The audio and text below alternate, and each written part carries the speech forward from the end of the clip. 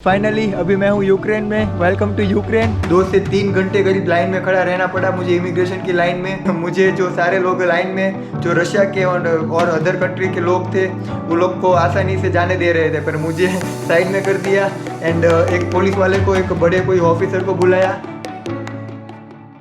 So how are you guys, I hope you absolutely fine and welcome back to my channel. Finally अभी मैं हूँ Ukraine में। Welcome to Ukraine.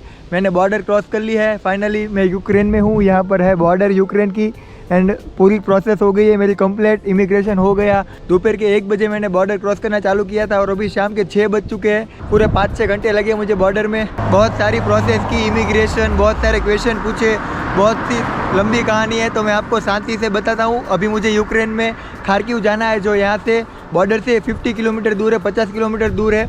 तो अभी मुझे एक होस्ट मिल चुके हैं। एंड में मुझे होस्ट मिले। अभी तक मुझे होस्ट नहीं मिले थे, जैसे मैंने बॉर्डर क्रॉस की। होपफुली मुझे होस्ट भी मिल गए हैं। खार्किव में, खार्किव जाना है मुझे अब यहाँ से। तो जो सारा कुछ हुआ बॉर्डर पे, इमिग्रेशन, जो सारे क्वेश्चन पूछे, क्या क्या हुआ मेरे साथ, क्या क्या डॉक्यूमेंट रिक्वायर थे, वो सब कुछ मैं आपको बताता हूँ मेरे होस्ट के घर जाकर। वहाँ पर एक जगह शांति से बैठकर मैं आपको सब कुछ बताता हूँ कि क्या क्या हुआ एंड क्यों कुछ लोग यहाँ तक आते हैं, डिपोर्ट होते हैं इंडियंस, वो सब मैं आपको बताता हूँ अपने होस्ट के घर जाकर। तो अब मिलते हैं मेरे होस्ट के घर जाकर। तो अभी बहुत ही फ्रेश एक्सपीरियंस है मेरा, आपको पूरा एक्सपीरियंस बताता हूँ मेरा बॉर्डर क्रॉस करने का। एंड सबसे पहले जो अगर आप, मैं बता देता हूँ, आप एक व्लॉगर है, अगर आप शूटिंग करना चाहते हैं बॉर्डर के आसपास तो आप भूल जाइए, बहुत ही खतरनाक हो सकता है वो। आप शूटिंग नहीं कर सकते। बॉर्डर के आसपास करना है तो आप अराउंड बॉर्डर से दूर करिए शूटिंग एंड बॉर्डर क्रॉस करने के बाद करिए। ड्यूरिंग बॉर्डर क्रॉस करते वक्त आप अपना कैमरा बिल्कुल रख दीजिए अपने बैग में। तो बॉर्डर के अंदर जाते ही सबसे पहले आता है पासपोर्ट कंट्रोल,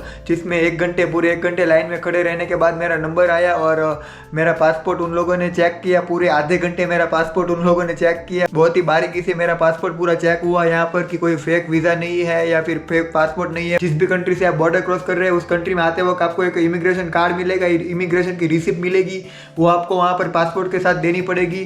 तो ये बहुत ही ध्यान रखिए, अगर आपके पास अगर इमिग्रेशन वो रिसिप्ट नहीं है तो आपको बिल्कुल भी अंदर आने, बॉर्डर के अंदर से जाने ही नहीं देंगे, वहाँ पर से ही आपको बाहर निकाल देंगे। तो आप ये ध्यान रखिए कि आप जिस भी कंट्री में, अगर मैं रशिया से आया था तो मेरे पास था रशिया का इमिग्रेशन रिसिप्ट, वो दिखाना पड़ता है, वो दे देना पड़ता है हमें। वहाँ पर वो वापस नहीं देते वो लोग, हमें उनके पास ही रखते हैं वो। तो आप ये ध्यान रखिए, बहुत ही संभाल के रखिए। इमिग्रेशन जो रिसिप्ट है बहुत ही काम की चीज़ है वो।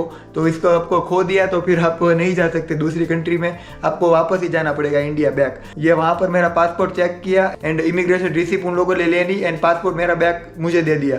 और फिर आता है कोविड टेस्ट। वहाँ पर मुझे कोविड टेस्ट देना पड़ा। आपको वीज़ा अप्लाई करते वक्त आपको कोविड की टेस्ट की ज़रूरत नहीं पड़ेगी, पर बॉर्डर पर वो लोग आपका कोविड टेस्ट करेंगे। अगर आप चाहे तो आप 72 आवर्स बैग का आपके साथ कैरी कर सकते हैं कोविड नेगेटिव रिपोर्ट। अदरवाइज आप बॉर्डर पर भी करवा सकते हैं। बॉर्डर पर जो चार्ज है वो है 2000 रुपीज़।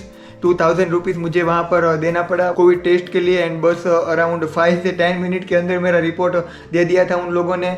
एंड फिर कोविड नेगेटिव टेस्ट के बाद आता है इमिग्रेशन फाइनली। तो इमिग्रेशन की लाइन में करीब मुझे 2 से 3 घंटे करीब लाइन में खड़ा रहना पड़ा मुझे इमिग्रेशन की लाइन में। एंड जो इमिग्रेशन की लाइन थी वो बहुत ही लाइक नॉर्मल, कोई ऑफिस अंदर कोई रूम नहीं था, लाइक सभी भीड़ भाड़ में ही इमिग्रेशन हो रहा था। वहाँ पर आपको इमिग्रेशन की लाइन में खड़े रहते वक्त आपको वो एक फॉर्म देंगे। उस फॉर्म में आपको सारी अपना पासपोर्ट की डिटेल्स एंड आपके होटल की डिटेल्स, जहाँ पर भी आप यूक्रेन में पहले ही होटल में जो आप रुकने वाले हैं उसका नाम एंड एड्रेस आपको उस फॉर्म में फिल करना पड़ेगा। तो करीब मेरा 2 घंटे बाद नंबर आया और मेरा नंबर आने के बाद मैंने उनको अपना वो फॉर्म मैंने दिया एंड पासपोर्ट दिया। तो मेरा जस्ट चेक किया उन लोगों ने एंड फिर मुझे जो सारे लोग लाइन में जो रशिया के और अदर कंट्री के लोग थे वो लोग को आसानी से जाने दे रहे थे, पर मुझे साइड में कर दिया एंड एक पुलिस वाले को, एक बड़े कोई ऑफिसर को बुलाया। फिर मुझे थोड़ा साइड में 10-15 मिनट जैसा वहाँ पर ही खड़े रखा बस, और कोई बात नहीं की। मेरा पासपोर्ट भी ले लिया था उन लोगों ने, उनके पास था मेरा पासपोर्ट, और जो लोग लाइन में खड़े थे उससे दूर में अलग खड़ा कर दिया मुझे। एंड फिर वहाँ से एक और पुलिस वाले आए और मुझे ले गए ऑफिस में ले गए। एक लाइक रूम था, छोटा सा कमरा था एक, उसमें 3-4 पुलिस वाले बैठे थे।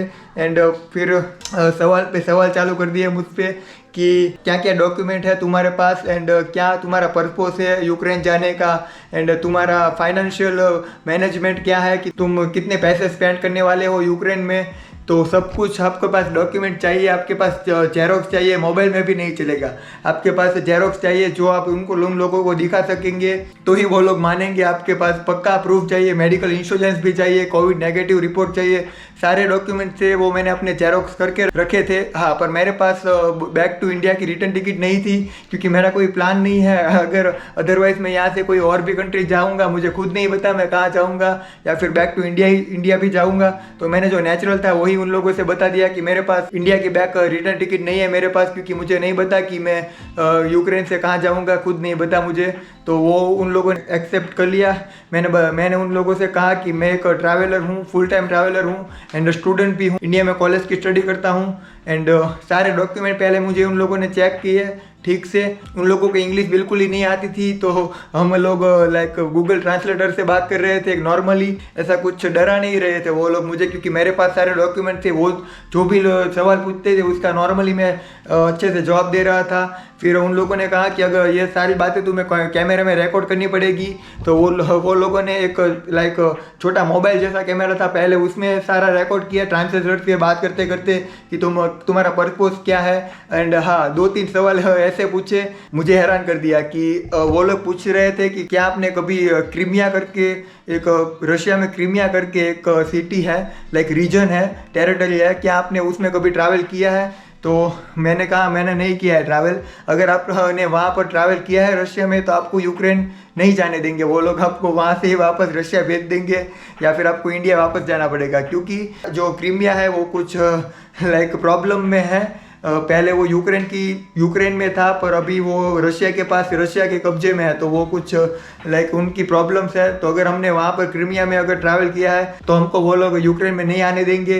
तो मैंने कहा ना मैंने वहाँ पर ट्रैवल नहीं किया है तो उसकी कोई प्रॉब्लम नहीं हुई। एंड एक सवाल मुझसे पूछा था कि क्या तुम यूरोप जाने वाले हो यहाँ से, तो मैंने नॉर्मल सा जवाब दे दिया, मुझे नहीं पता कि मैं कहाँ किस कंट्री में जाने वाला हूँ यहाँ से, क्योंकि अभी कोविड के कारण काफ़ी कंट्रियाँ बंद है, कुछ कंट्रियाँ ओपन भी है, पर उसके लिए हमें वैक्सीन चाहिए, हम वैक्सीन होने चाहिए या फिर कुछ कंडीशन होनी चाहिए, हमारे पास कोविड रिपोर्ट होना चाहिए। तो मैंने उन लोगों से कहा कि मुझे नहीं पता, मैं बैक टू इंडिया जाने का चांस मेरा ज़्यादा है क्योंकि अभी लाइक कॉलेजेस एंड इंडिया में भी सब ओपन होने लगा है।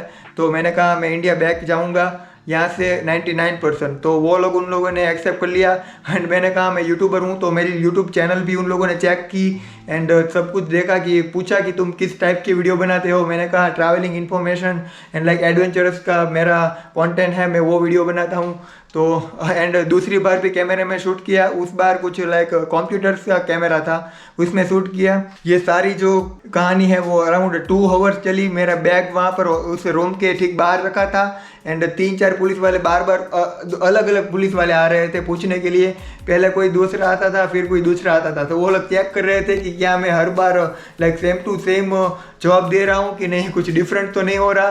तो ऐसे कुछ 2 घंटे जैसा उस रूम में मुझे बिठाए रखा, दरवाजा पूरा बंद कर दिया था, मैं अकेला ही था, पुलिस वाले और मैं बस 2 थे अंदर, बाकी कोई भी टूरिस्ट नहीं था। फिर उन लोगों ने मेरा पासपोर्ट मुझे दे दिया और जो सारे डॉक्यूमेंट्स मैंने उन लोगों को दिखाए थे वो मुझे वापस दे दिए। जो मैं लाइन में खड़ा था पहले, वहीं पर मुझे मेरे साथ आए एक पुलिस वाले और वहीं पर मुझे खड़ा कर दिया। फिर वहाँ पर मुझे एक रिसिप्ट दी, में एक स्टैम्प लगा मेरा। तो फाइनली वहाँ पर सारी मेरी प्रोसेस ख़त्म हो गई यूक्रेन के अंदर एंट्री करने के लिए।